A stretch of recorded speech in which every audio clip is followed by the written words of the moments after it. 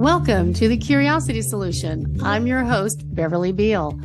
Join us as we explore the science of curiosity, share stories of people who've used curiosity to improve their lives, and maybe inspire some aha moments along the way. Hello, welcome. This is Beverly Beal, and I'm your host and your sole guest for the day. So today we're going to be talking about the year 2025 and the energy that this is going to bring. The Yin Wood Snake energy starts officially in the Lunar New Year on January the 29th. Now, the solar year begins on February 3rd. And so officially, when I'm doing any of my feng shui calculations or the Chinese astrology, Bazi, that starts then. It's that anybody though who's ever gone through a Chinese astrology analysis knows though that there's a lot of cuspy stuff that happens if you are born in that little window between January 29th and February 4th, or any of the other ranges, because again, it's all based on the movement of the planets and not necessarily on a specific calendar date. So yeah, things can get a little fun, but let's go ahead and continue moving on. Let's start first and talk about the difference between this year and last year. Last year's that Yang Wood energy and the combined with the dragon was just a lot of fast moving, a lot of like, we are right and you are wrong, and a lot of just, oh, we're going to just fight, because it's also the beginning of a 20-year fire cycle. That fire cycle was just getting started last year. It's going to be in full swing this next year. And now considering the fires in many parts of the world, but especially in California, that seems a little on the nose. But okay, I can go way around the cycle on a lot of this. So let me kind of take a step back and let's again take a look at the Yin Wood part of this year. The Yin Wood, it has kind of been referred to more, thinking about it as like bamboo. You know, it still has a lot of, you know, like behind me, you know, it's vertical. It's got a lot of flexibility. It grows well in a lot of different mediums. And it also likes to spread, and it has these nice little fiery, like, or not fiery, but the tendrils that come out. Yin wood also can be referred to as like flowering, like a vine that climbs up on something else that needs, you know, providing it support, so that you can see and, you know, the pretty flowers. So because of this, Yin wood naturally means that there's a lot of flexibility, that there's a lot of, you know, looking for the highest vantage point. There's a big focus on beauty, on making sure that, you know, you're having your colors out, you're you know, making things look nice. But Yin wood is also attributed to the element of grass, and we might see the grass growing on the top, but what we don't see is that deep network of roots underneath. So even though Yin wood is not necessarily the strong tree, um, it's very resilient, because, you know, we ask anybody who has a landscaping business, they love the fact that grass just keeps growing and just keeps needing to be mowed. If you are concerned about the yin wood element, you know, overtaking things, overgrowing, then this is where the snake energy really comes into play. One of the hidden elements in snake is a fire element. Now, what's interesting is, as I was preparing for this, I actually found a lot of confusion online between, you know, is this fire element that's in the snake? Is it a yin energy, which is like these candles I have behind me?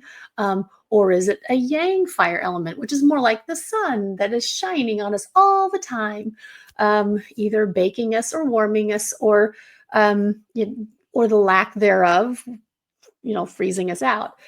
So it's like, okay, so which is it? Um, I'm going to go with my gut on this, and that is I'm just going to call it fire, because for some people, the fire is going to come in more of a yang, let's just shine everything on everybody, or it's going to be more that yin, which is kind of that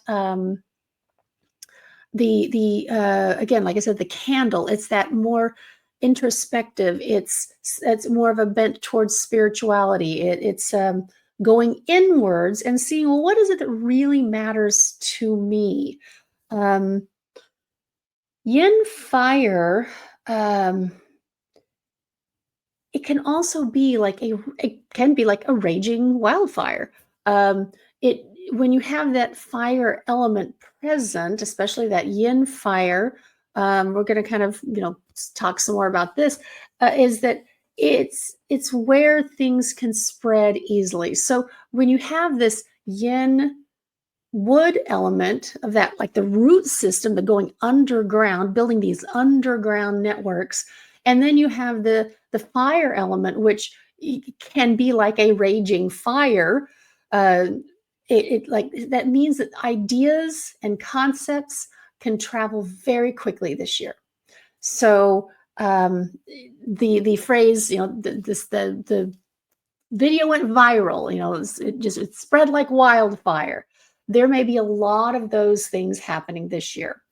um, in addition, because of the snake element, snakes in general are thought to be very intuitive, because they're so close to the ground. um, they are naturally in touch with the earth and with the natural setting. So if you've got this snake energy, that the only way it can move forward, since there are no legs, you have to kind of like do this back and forth thing, to side from side to side. And so it might look like they're flip flopping, but that's in fact how they're moving forward. We're already seeing that with certain companies, changing directions one way, this way, to please certain investors over here, or shifting over here, that, oh, hey, we have to follow the lead of the consumers. And so this is how they move forward. The snake energy also is one of resting, and making sure you know what because again, no legs, it can't run. It has to just stealthily get to where it needs to be, where its prey is, and wait for the right time to strike. So that's why, when I looked at that combination of the yin wood energy and the snake combined, it comes up with the I Ching card number 5, and it's called waiting. So we have the yang metal here on the bottom and the water energy on top. It's that containers, like you're kind of just waiting for, and get the nice calm water on top. So you're just waiting there in this contained area to decide, okay, what's the next step? Maybe it's got to light the fire to make things boil. The words on this card are perseverance, take care of essentials, restraint, leave well enough alone, moderation, and right timing. Because of this combination here, this is going to be a year that it's definitely going to feel slower than last year, but it's going to come in fits and starts. There may be maybe like nothing, feels like nothing is happening, and then all of a sudden it's something sets something off. Maybe it's a bolt of inspiration, of creativity. Maybe it's a sudden jolt of violent activity. Perhaps again, the fires. We're going to go back to that. Perhaps that's the next thing. But snakes have this natural process of growing, growing, growing. Oh my gosh, my skin is too tight. Oh, this is really uncomfortable. And then it splits open. And So it's this kind of death, rebirth, kind of goes along with, some of my astrology friends who are on the Western side that talk about the Pluto energy. Um, Pluto's just come into a whole new season. This is, I guess, that's why they call it the Age of Aquarius. Um, the last time Pluto entered this kind of part of this world was 1777. So we kind of know what happened in 1776, and the fighting was really going at that year. So yeah, there could be some, similarities. Um, the last time that there was a Yin Wood Snake year was in 1965, and that's when I was born. So this is my uh, well, for many say the second Saturn return, but for anybody else who was born in 1965, this is also our year of the snake. We get that double spotlight on us. So when you match up with the annual energy, that's why, like I said, it's a spotlight. Everything that you're doing is going to be more up. So if you've been following along, doing the development, doing the personal development work, doing the business classes, making sure that you're putting all your things together, you could have some really big leaps forward. You can also, if you haven't been, expect this to be the year to, I always what's the right phrase, let go or be dragged. You'll have to, that you'll be just feeling that constriction. I mean, it could be a really painful year for you. So this is a good year to really analyze, is this really the direction that I want to go? I've been kind of slithering over here. Well, maybe I need to slither over here and, do that little cha-cha thing again.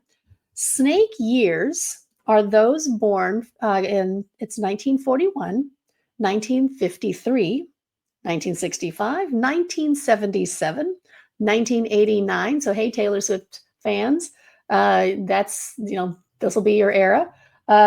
2001 and 2013.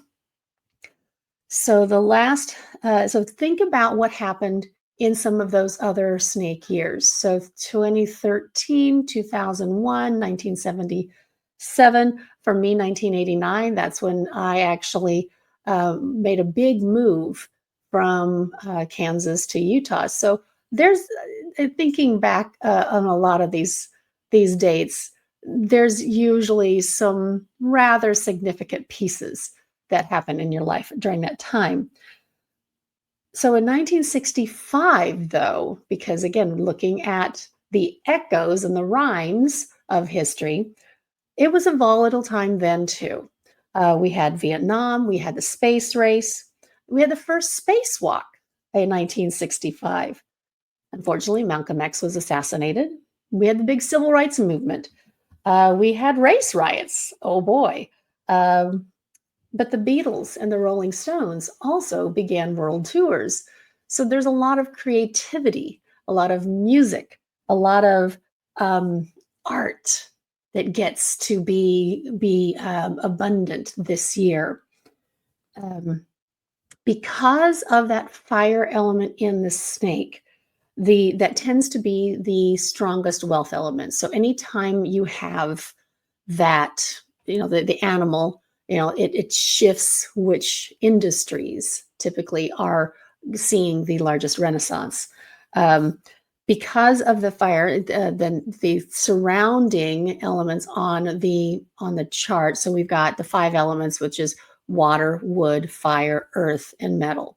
And so you have fire, and then water and wood, they serve each other. Fire, and then excuse me. Sorry. And then fire, so water, wood, and fire. So those 3 going together. Pardon me, I've got to get a drink of water. Because it's a fire year, Yin Wood, all of this hydration is a good thing. Apparently, I didn't hydrate enough before I started this. But let me go ahead, and I made a note of it all. So like these fire, the fire, wood, and water elements. Now, obviously, water is water activities, but banking, tourism, shipping, consulting, fine arts and culture, engineering, healthcare, and food and beverage. Those are some of the industries that are going to be the most, the easiest to really get going this year. The earth energy, earth sectors, kind of like mining, things like that, while they may still have a lot of success, they also may have a lot of challenges. The and like metal, like anything containers, again, that all kind of goes too with the mining and some manufacturing. I know that it's manufacturing is one of those industries that it's hard to get it going because it takes so much to build it, but when it is established, it can do really great things.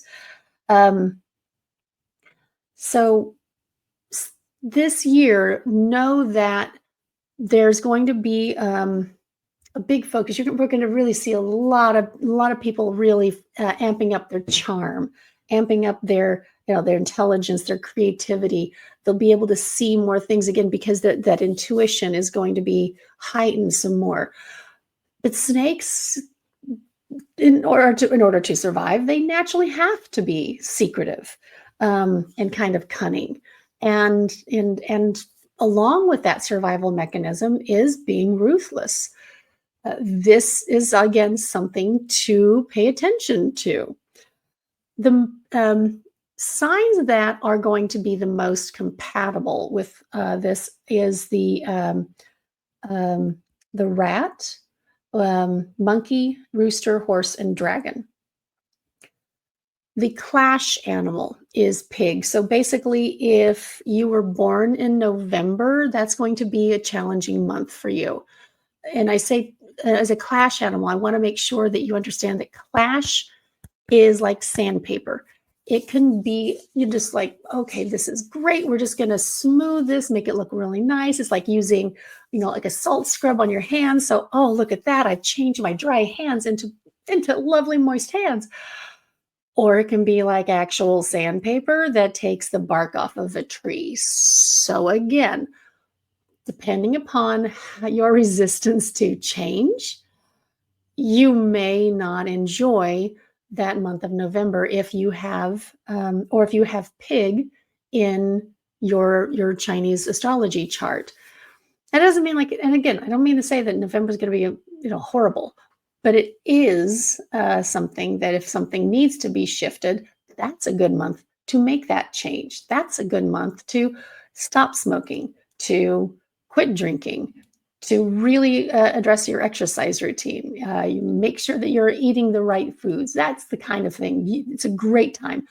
Also, if you need help with that, I can certainly assist you with helping you to identify those areas that are going to be opportunities to really to make those changes. I've helped many clients determine their optimal day for signing contracts, for starting a job, for getting married, those kind of things.